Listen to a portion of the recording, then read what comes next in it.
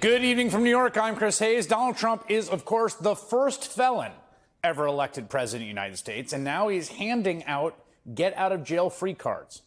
Over the last 24 hours, he's been on something of a pardon spree.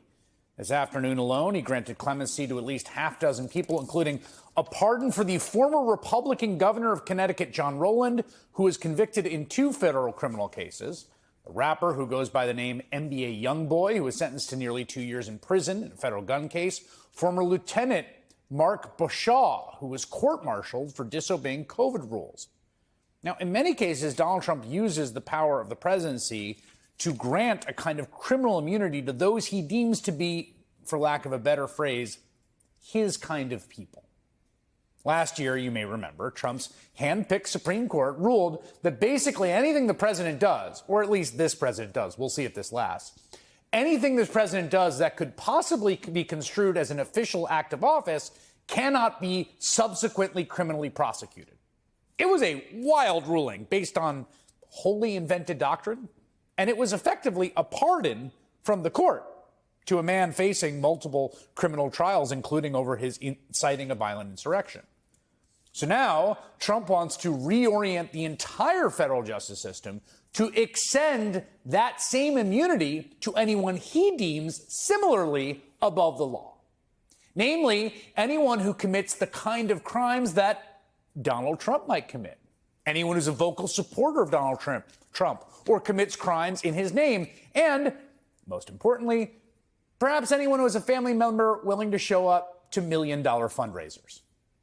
Just take a look at the front page of the New York Times today with the headline, quote, "Pardon for a donor's son after a $1 million dinner." That's referring to a guy named Paul Walzak.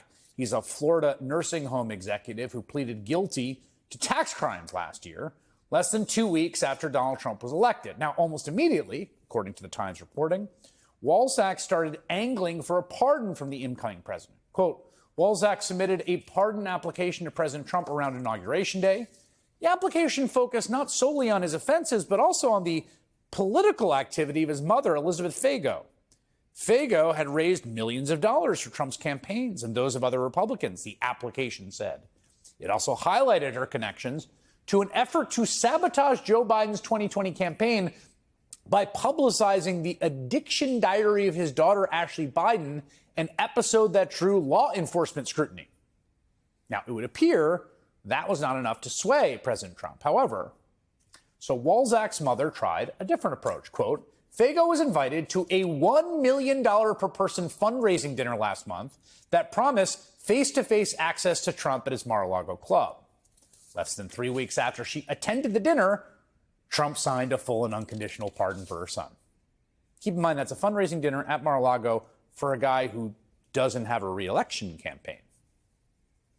Now, that pardon means Walzak avoided an 18-month prison sentence. He also, and this is pretty sweet, no longer had to pay the government more than $4 million in restitution, which, boy, sounds like a pretty damn good return on investment for a $1 million fundraiser. Now, to be clear, we don't know that the pardon was connected to the fundraiser. It's possible this was just a coincidence. The timing certainly looks suspicious. Go to the fundraiser, get the pardon. And the topic of selling pardons, just straight up selling them, was certainly a concern for judges, at least non-Supreme Court judges, when Trump's immunity case was before the Court of Appeals.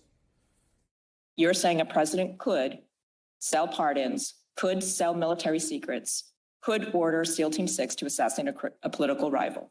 Sale of military secrets strikes me as something that might not be held to be an official act. The sale of pardons is something that's come up historically and was not prosecuted.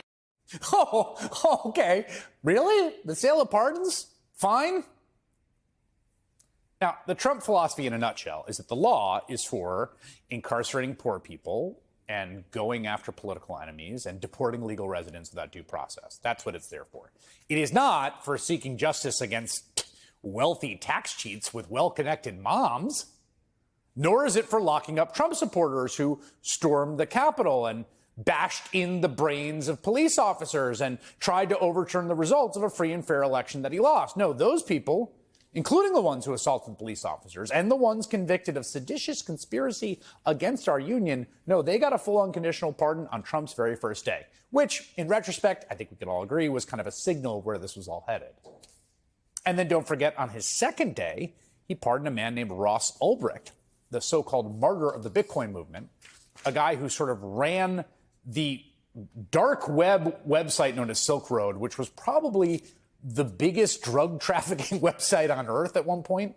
I mean, it was basically this sort of black marketplace where you could get anything. You could purchase, for instance, fentanyl, which this administration talks so much about wanting to keep outside our borders and about how much they're cracking down on it.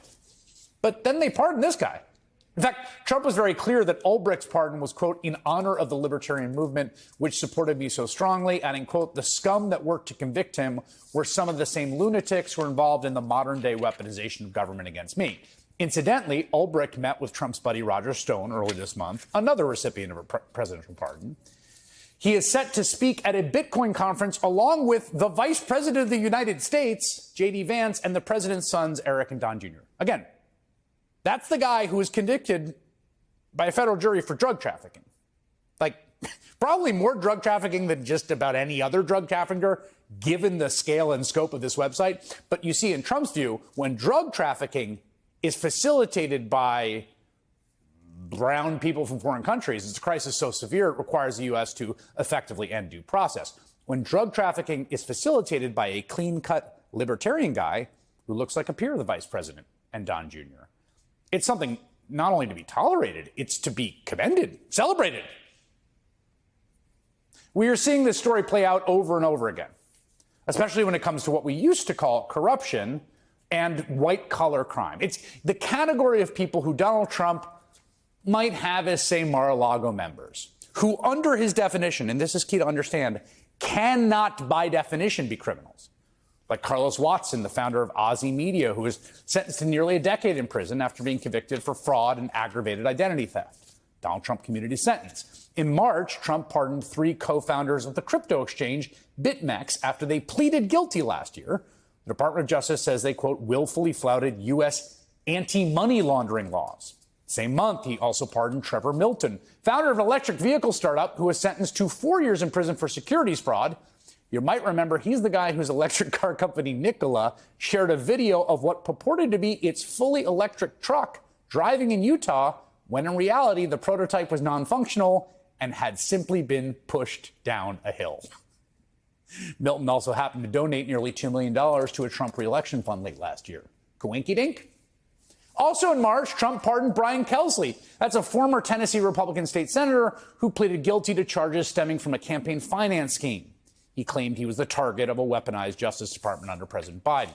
In April, Trump pardoned Nevada Republican Michelle Fiore, a MAGA loyalist who was found guilty on wire fraud charges last year. Now, what was her crime, you ask? Well, at trial, prosecutor says she raised $70,000 to build a statue for a fallen police officer, noble cause, and then used some of the money on cosmetic surgery instead.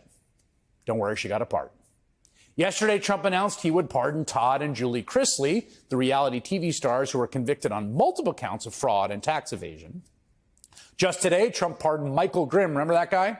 Former Republican congressman, Newsmax commentator, who spent 7 months in prison a decade ago after pleading guilty to 1 count of tax crime. That is not, to be clear, an exhaustive list. Trump isn't done there. Today, he was asked about pardoning the right-wing extremist convicted, again, before a jury, of a plot to kidnap Michigan's Democratic Governor Gretchen Whitmer back in 2020. I'm going to look at it. I will take a look at it. It's been brought to my attention. I did watch the trial. It looked to me like somewhat of a railroad job. I'll be honest with you. It looked to me like some people said some stupid things. You know, they were drinking, and I think they said stupid things. But I'll take a look at that. And a lot of people are asking me that question from both sides, actually. Oh, from both sides. Do you think he watched the trial? Sitting there day after day watching the trial. Was that trial televised? I don't know. The power of presidential pardons and clemency is a really important one. It's essential in the Constitution. It can be a very good thing. And I want to be super clear here, okay?